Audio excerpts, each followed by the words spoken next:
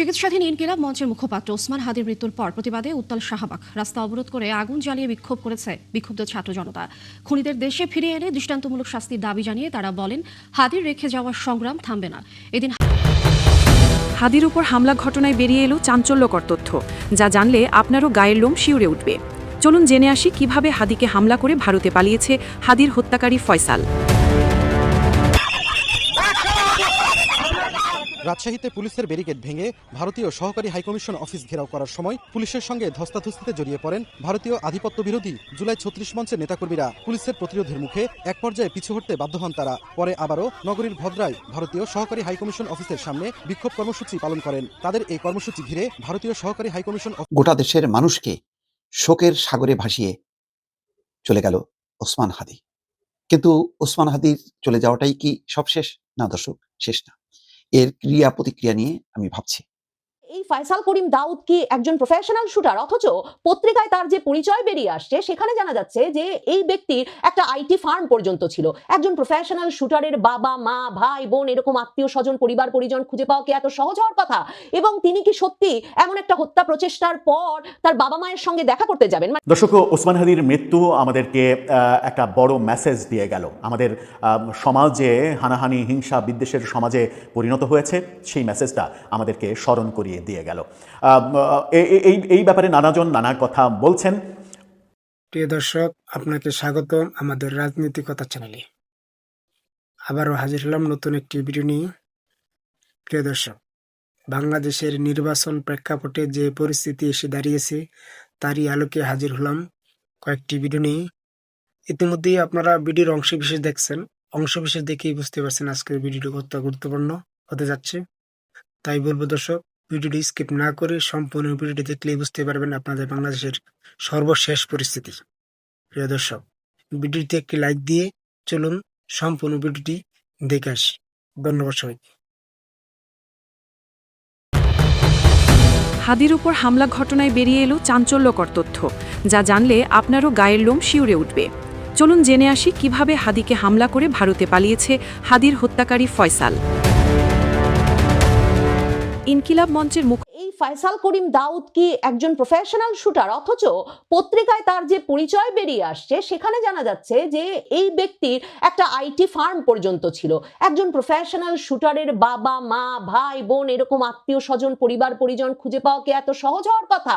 এবং তিনি কি সত্যি এমন একটা হত্যা প্রচেষ্টার পর তার বাবা মায়ের সঙ্গে দেখা করতে যাবেন? মানে যেটা এখন পত্রিকায় পড়ছি যে তারা বলেছেন যে তারপর বাবা মা তাদেরকে পালিয়ে যেতে সাহায্য করেন। এমন ঘটনা কি একজন প্রফেশনাল শুটারের ক্ষেত্রে ঘটবার কথা? বাংলাদেশে ওসমান হাদির ওপর গুলির ঘটনার পর এক সপ্তাহ পার হলো। গত শুক্রবার ওসমান হাদিকে দিনে দুপুরে প্রকাশ্যে জুম্মার নামাজের পর তিনি রিকশা দিয়ে যখন যাচ্ছিলেন তখন বিজয়নগরের বক্স কালভার্ট এলাকায় মোটরসাইকেল আরোহী দুজন যুবক এসে একজন যুবক তার দিকে গুলি ছোড়েন। ওসমান হাদি গুলিবিদ্ধ হওয়ার কিছুক্ষণের মধ্যেই সরকারের একজন উপদেষ্টা, প্রভাবশালী উপদেষ্টা, সংস্কৃতি উপদেষ্টা মোস্তফা সরোয়ার ফারুকী স্ট্যাটাস দিয়ে বলেন যে ওসমান হাদিকে একটা ভারতীয় নাম্বার থেকে বহুবার হুমকি দেওয়া হয়েছিল। আজকের হামলা সেই উদ্বেগকেই আরো স্পষ্ট করে দিল। মোস্তফা সরোয়ার ফারুকী অবশ্য তার ফেসবুক স্ট্যাটাসে জানান না যে কিভাবে তিনি জানলেন যে একটা সুনির্দিষ্ট ভারতীয় নম্বর থেকেই ওসমান হাদিকে বারবার ফোন করে হুমকি দেওয়া হচ্ছিল এবং সরকার কেন এখন সেই নাম্বারটি, মানে যদি উপদেষ্টা জেনে থাকেন তিনি কি বাংলাদেশের আইন শৃঙ্খলা রক্ষাকারী বাহিনীকে জানিয়েছিলেন যে এ বিষয়ে গুরুত্বের সঙ্গে ব্যবস্থা নিতে হবে? তার কাছে কি সেই নাম্বার আছে? ওসমান হাদির ফোন খুঁজলে তো সেই নম্বরটি পাওয়ার কথা। সেই বিষয়ে কি কোনো অনুসন্ধান জানানো হয়েছে? এর আগে শেখ হাসিনার বিচারের রায়ের আগে 14ই নভেম্বর কিন্তু ওসমান হাদি একটা স্ট্যাটাস দিয়ে লিখেছিলেন যে 30টি বিভিন্ন দেশের নাম্বার থেকে তার কাছে টেক্সট আসছে, কল আসছে, যেখানে তাকে হত্যার হুমকি দেওয়া হচ্ছে, তার পরিবার পরিজনের ওপর নজর রাখার কথা হচ্ছে, তার পরিবারের সদস্যদের বিরুদ্ধে হত্যা ধর্ষণ এসবের হুমকি পর্যন্ত আসছে। কিন্তু মোস্তফা সরোয়ার ফারুকী যে একটা ভারতীয় নম্বরের কথা বললেন সেটা তিনি কিসের ভিত্তিতে বললেন?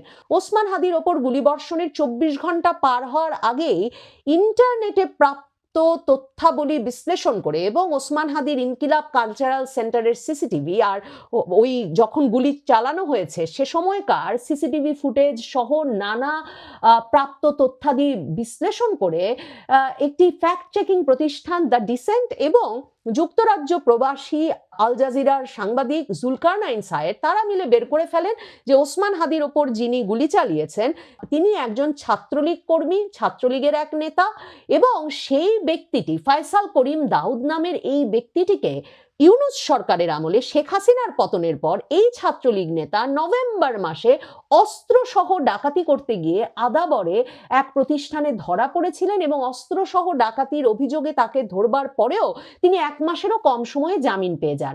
জুলকারনাইন সায়ের তখনই জানিয়ে দেন যে এই তরুণ যেমন আদাবর থানা ছাত্রলীগেরই পদাধিকারী ছিলেন, ঠিক তেমনি আদাবরেই তিনি এই ডাকাতি করতে গিয়ে ধরা পড়েছিলেন, অথচ তিনি মুক্তি পেয়ে যান। রহস্যময় ব্যাপার হচ্ছে এই নিয়ে এত আলাপ হয়েছে, কিন্তু কি করে অস্ত্র মামলার আসামি কার কার যোগসাজশে এমন ভাবে ছাড়া পেয়ে গেল, তাতে না আমরা ইনকিলাব মঞ্চ, হাদির সহযোগী সহকারী সহকর্মীদের কোনো ক্ষোভ দেখতে পাই, না এ বিষয়ে সরকারের কোনো ব্যাখ্যা পাওয়া যায়।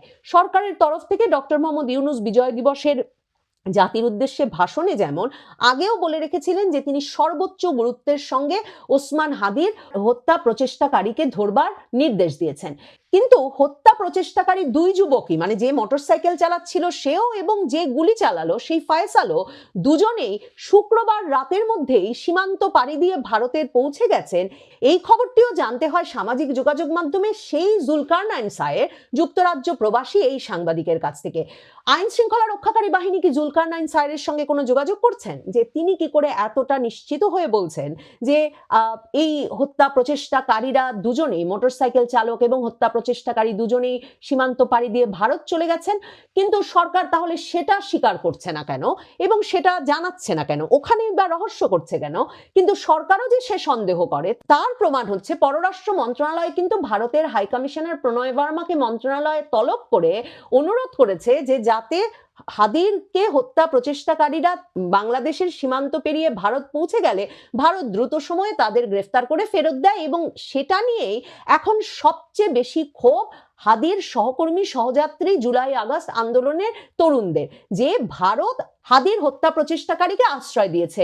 কিন্তু কেউ প্রশ্ন তুলছেন না যে বাংলাদেশের সরকার কি করে এমন একটা হাই প্রোফাইল ঘটনার পর সীমান্তে যথাযথ নিরাপত্তা জোরদার করতে পারলো না, কিভাবে এ দুজন যানবাহনের পর যানবাহন পাল্টে ঢাকা থেকে সীমান্ত পর্যন্ত গিয়ে ময়মনসিংহ সীমান্ত দিয়ে পার হয়ে গেলেন।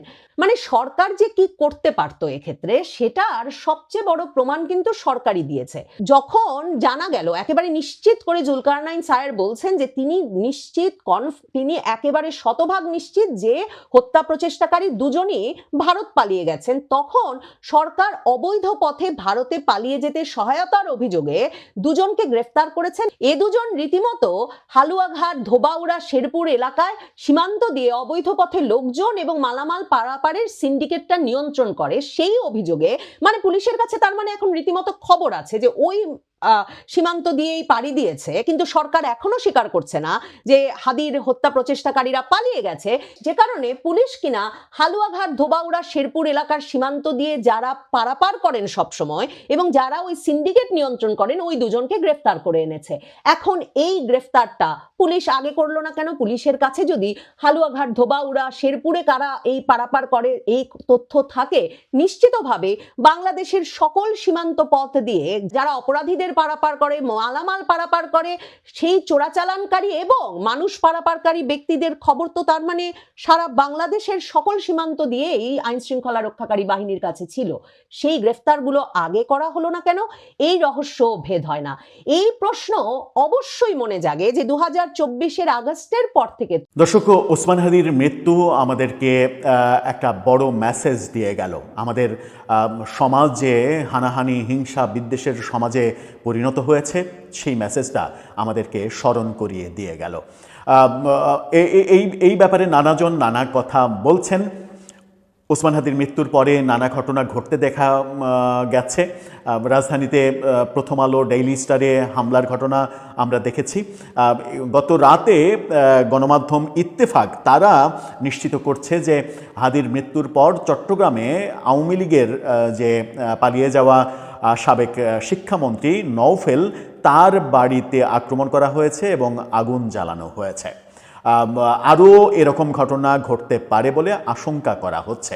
কি ঘটলো চট্টগ্রামে, ইত্তেফাক কি বলছে, চলুন একটু জেনে দেখি এই ভিডিওতে। থাকবেন পলিটিক্স টিভির নিয়মিত আয়োজনে।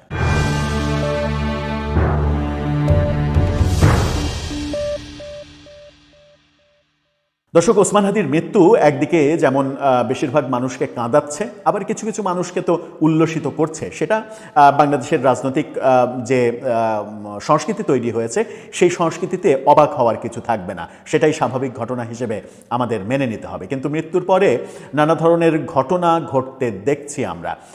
ওসমান হাদির মৃত্যুর জন্য আওয়ামী লীগকেই তো দায়ী করা হচ্ছে, যে আওয়ামী লীগই পরিকল্পিতভাবে এই কাজটা করেছে এবং জুলাই আন্দোলনে যারা সম্মুখ সারিতে ছিল তাদেরকে টার্গেট করেছে আওয়ামী লীগ। সুতরাং সেই রাগটা গিয়ে প্রথম ধাক্কায় যেটা পড়েছে গত রাতে নওফেলের বাড়িতে চট্টগ্রামে। ইত্তেফাক সেটা নিশ্চিত করছে একটা ছবি দিয়ে। তারা বলছে শিরোনামে, হাদির মৃত্যুর প্রতিবাদে নওফেলের বাড়িতে আগুন ভাঙচুর। কি বলছে সেখানে? ইনকলাব মঞ্চের আহ্বায়ক শরীফ ওসমান হাদির মৃত্যুর প্রতিবাদে সড়কে নেমেছেন সমর্থকরা। খবর শোনার পরপরই বন্দরনগরী চট্টগ্রামের 16 শহর 2 নম্বর গেট এলাকায় অবস্থান নিয়েছেন তারা। সড়কে অবস্থান নিয়ে বেশ কিছুক্ষণ স্লোগান দিতে থাকেন। বৃহস্পতিবার রাত 11টার পরে ছাত্র জনতার ব্যানারে একদল যুবক 2 নম্বর গেট এলাকা থেকে মিছিল নিয়ে আওয়ামী লীগ আমলের শিক্ষামন্ত্রী মহিবুল হাসান চৌধুরী নওফেলের চশমা হিলের বাসভবনে যান। প্রথমে বাসভবনের সামনে থাকা একটা মোটরসাইকেলে আগুন দেওয়া হয়। এরপর বিক্ষুব্ধ লোকজন বাসায় প্রবেশ করে ব্যাপক ভাঙচুর এবং অগ্নিসংযোগ করে। আমি জানি না যে গণমাধ্যম নিশ্চিত করেছে কিনা সেই বাসায় কারা থাকতেন, কারা অবস্থান করতেন, সেগুলো নিশ্চিত নয়। পাঁচলাইশ থানার ওসি জানাচ্ছেন, আমরা এখন ব্যস্ত আছি, পরে বিস্তারিত জানাবো। অর্থাৎ সামগ্রিক যে পরিস্থিতি, সেই পরিস্থিতি সামলাতে হিমশিম খাচ্ছেন ওসি। এদিকে শরীফ ওসমান হাদির মৃত্যুর ঘটনায় জেলার ফটিকছড়ি উপজেলার বিবিরহাট এলাকায় চট্টগ্রাম খাগড়াছড়ি সড়ক অবরোধ করে বিক্ষোভ করেছেন একদল যুবক। ছাত্র জনতার ব্যানারে সড়কে টায়ার জ্বালিয়ে বিক্ষোভও করা হয়। এই যে নওফেলের বাড়িতে যে ঘটনাটা ঘটলো, আওয়ামী লীগকে যেহেতু এর জন্য দায়ী করা হচ্ছে, গোটা দেশের মানুষকে শোকের সাগরে ভাসিয়ে চলে গেল ওসমান হাদি। কিন্তু ওসমান হাদির চলে যাওয়াটাই কি সব শেষ? না দর্শক, শেষ না। এর ক্রিয়া প্রতিক্রিয়া নিয়ে আমি ভাবছি। চিন্তা করেন, ওসমান হাদি চলে গেল পরপারে, তারেক রহমান 17 বছর পরে ফিরছেন 25 তারিখে। খুব বেশি গ্যাপ না, দেখেন সব মিলায় 7 দিনের একটা গ্যাপ। সেই গ্যাপে একজন চলে গেল একেবারে চিরতরে, আর একজন বাংলাদেশের কাঙ্ক্ষিত নেতা তারেক রহমান ফিরছেন। ওসমান হাদির মৃত্যুটা নিঃসন্দেহে অস্বাভাবিক, অপ্রত্যাশিত, কল্পনাই করা যায়নি এইরকম একজন তরুণ নেতা এইভাবে গুলিবিদ্ধ হবেন। এটা কল্পনার বাইরে ছিল, এটা স্বাভাবিক ঘটনা না। এবং এইটা যে পরিকল্পিত, এটা যে পাতানো সাজানো, এটা পরিষ্কার। তার কারণ কি? বহুবার বলেছি যে নির্বাচনকে একটা বানচাল করা, একটা অস্থির পরিবেশ তৈরি করা। খেয়াল করেন, তফসিল ঘোষণার পরেই আস্তে আস্তে নির্বাচনের পরিবেশটা ফিরতে থাকে, কিন্তু তফসিল ঘোষণার পর দিন ওসমান হাদিকে গুলি করা হলো। উদ্দেশ্য পরিষ্কার, এবং সেই উদ্দেশ্যে অনেকে পা দিয়েছে। কিন্তু অস্থিতিশীল পরিবেশ। আজকে দেখেন, কিছুক্ষণ আগে স্ক্রলে যাচ্ছিল, ট্রাভেল পাসের জন্য আবেদন করেছেন তারেক রহমান। তারেক রহমান 6 সদস্যের তার ফ্যামিলির টোটাল 6 সদস্য নিয়ে ফিরছেন। ওই ফ্লাইটে অসংখ্য নেতাকর্মী তারা টিকিট কেটেছেন তারেক রহমানের সঙ্গে দেশে ফিরবেন বলে। আজকে একজন চলে গেলেন, আরেকজন ফিরছেন। একটা শোক আর একটা উৎসব। কিন্তু আমার ধারণা যে ওসমান হাদি মৃত্যুকে কেন্দ্র করে যে পরিবেশ, যে পরিস্থিতির আভাস পাওয়া যাচ্ছে, তাতে উৎসবের আমেজ আর থাকবে কতখানি আমার যথেষ্ট সন্দেহ আছে। ওসমান হাদির সংগঠন ইনকলাব মঞ্চ আজকেই ঘোষণা করেছে দুপুরের দিকে যে তারা ওই শাহবাগে রোড ব্লক কর্মসূচি পালন করবে ধারাবাহিকভাবে, যতক্ষণ না পর্যন্ত হাদির হত্যাকারীদের গ্রেপ্তার করা না যায়। এখন হাদির হত্যাকারীদের গ্রেপ্তার করার জন্য সরকারের চেষ্টার তো শেষ নেই, এবং এটাকে কেন্দ্র করে স্বরাষ্ট্র উপদেষ্টা চাপের মধ্যে আছে। তাকে পদত্যাগের জন্য অব্যাহতভাবে চাপ দেওয়া হচ্ছে। সরকারের আন্তরিকতা নিয়ে, অন্তত এই ক্ষেত্রে, যে ওসমান হাদির চিকিৎসা, সিঙ্গাপুরে পাঠানো, এমনকি পররাষ্ট্র মন্ত্রণালয়ের একজন কর্মকর্তা পর্যন্ত চলে গেছে সেখানে। আমাদের সিঙ্গাপুর এম্বাসি পুরোটা ব্যস্ত হাদিকে নিয়ে, তার চিকিৎসার খরচ সবকিছু করেছে, কিন্তু একটা অ্যাক্সিডেন্ট তো ঘটে গেছে। সব পরিকল্পনা সরকার জানবে, সবকিছু প্রতিহত করতে পারবে, এটা বিশ্বে বোধহয় কোথাও নেই। সব উন্নত দেশে দুর্ঘটনা ঘটছে, তারপরে সরকারের পদক্ষেপ কি সেটা গুরুত্বপূর্ণ। সেই পদক্ষেপে কি কোনো ভুল আছে? আমি তো তেমন ভুল পাই না। দেখেন, সেই ফয়সাল দাউদের বাবা মা, তারপরে ভাই বোন, বন্ধু বান্ধব, কতজনকে গ্রেপ্তার করা হয়েছে। আলামতও পাওয়া গেছে যে এই অস্ত্র ব্যবহার করেছে। কোথায় গেছে এটা নিয়ে ভারতের সাথে একটা উত্তেজনাও তৈরি হয়েছে। ভারত প্রতিক্রিয়া দিয়েছে, বাংলাদেশও কড়া অবস্থান নিয়েছে। এরকম একটা ঠান্ডা যুদ্ধ কিন্তু হয়ে গেছে ওসমান হাদিকে ঘিরেই। কারণ বাংলাদেশের পক্ষ থেকে বলা হচ্ছে সে চলে যেতে পারে ভারতে, ভারত আশ্রয় দিতে পারে। যদিও এটা একেবারেই প্রমাণ ছাড়া একটা আগাম স্টেটমেন্ট হয়ে গেছে এবং তলব করা হয়েছে। তার প্রতিক্রিয়াও কিন্তু দিল্লি দেখিয়েছে এবং ভারতীয় ভিসা কেন্দ্র বন্ধ হয়েছে। তারপর আজকে ইনক্লাব, কালকে রাতেই বোঝা গেছে যে ওসমান হাদি আর বেঁচে নেই। আমি বলেছিলাম যে বাঁচার আশা শেষ, সেটাই সত্যি প্রমাণিত হয়েছে। কারণ কালকেই বোঝা গেছে, সরকারও জেনে গেছে বলেই আজকে পররাষ্ট্র মন্ত্রণালয়ের একজন কর্মকর্তা ছুটে গেছে সিঙ্গাপুরে। এখন করণীয় কি? এই শোকটাকে কি আমরা একটা আরো অস্থিতিশীল করে তুলবো? এমন একটা পরিস্থিতি কি তৈরি করব যেখানে নির্বাচনের পরিবেশ বলে কিছু থাকবে না? এমন কি উন্মাদনা তৈরি করা ঠিক হবে? নাকি দলমত নির্বিশেষে সবাই একদিকে শোক, আরেকদিকে সেই শোককে শক্তিতে পরিণত করা, ঐক্যবদ্ধ থাকা, যাতে যেই লক্ষ্যকে ব্যাহত করার জন্য এই চেষ্টা, সেইটার যাতে না হতে পারে, সেই জন্য জাতীয় ঐক্যবদ্ধ থাকবে। কোনটা? এইটা এখন বেছে নেওয়ার চরম সময় এসছে। যদি ভুল করে বাংলাদেশ, রাজনীতিকরা যদি ভুল করে, তাহলে আমরা অনেক দূর পিছিয়ে যাব এবং যারা ষড়যন্ত্র করছে নেপথ্যে, তারা কিন্তু সফল হবে। তারেক রহমান বাংলাদেশের সর্ববৃহৎ রাজনৈতিক দলের নেতা।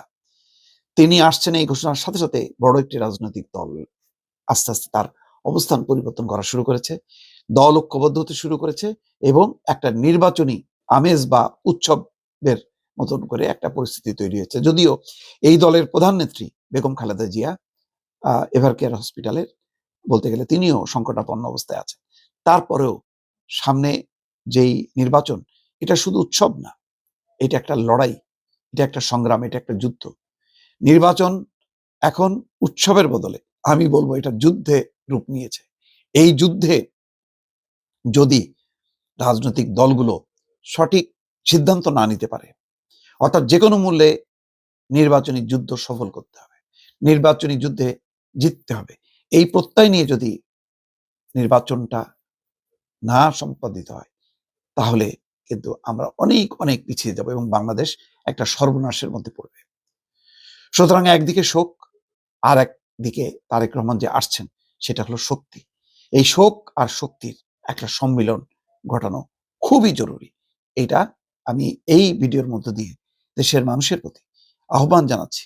আমরা শোক থেকে কি আমরা উন্মাদনা তৈরি করব, নাকি শক্তিতে রূপান্তর করব এবং তারেক রহমান যে আসছেন, এটা আরো যে নির্বাচনের গতিটা আরো বাড়বে, একটা শক্তি সঞ্চারিত হবে, আমরা সেই শক্তিকে বরণ করব, সেই সিদ্ধান্ত নেয়ার সময় এসে গেছে। দর্শক ভালো থাকবেন, আল্লাহ হাফেজ।